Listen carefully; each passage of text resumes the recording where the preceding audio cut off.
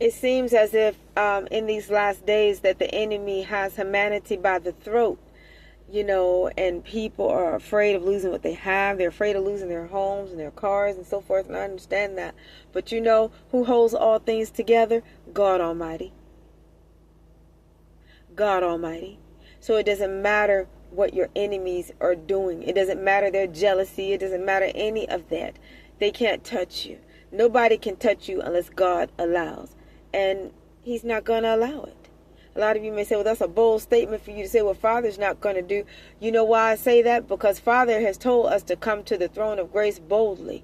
And when we speak healing over people, we're saying what their enemies or the devil is not going to do. When we speak prosperity over people, we're saying what their enemies or the devil is not going to do. Well, whatever we speak as believers, we must speak it in the art of faith, but also in the actuality of faith. So it's got to be in the style of faith. So meaning you can't say one thing and then style yourself into doing another. Meaning you can't say you believe God for this, that, and the third, but then over here you're sitting around looking depressed. You got to be in agreement with the art of faith. So meaning your mannerisms and your actions and the way that you walk and you talk and carry yourselves throughout your life, it has to match your words. It has to match what's in your heart. See, whatever you believe by faith in your heart, it has to match what's rolling off of your tongue. Because death and life are in the power of the tongue, and they that love it shall eat the fruit thereof. So when the enemy comes at you with his filthy plans and his schemes and his ditches, you have to say, I will not die,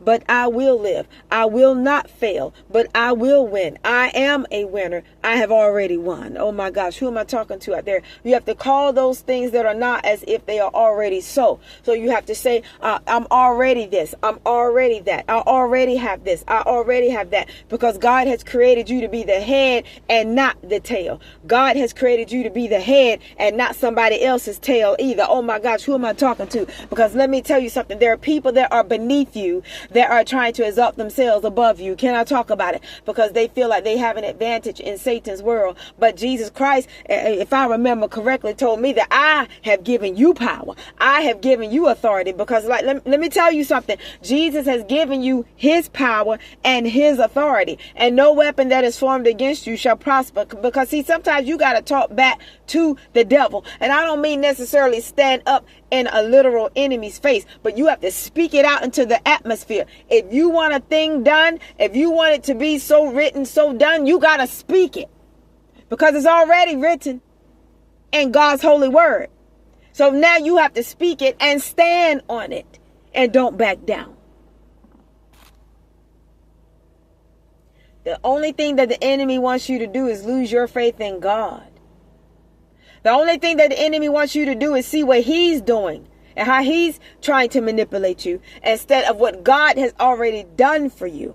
And God has broken that manipulation.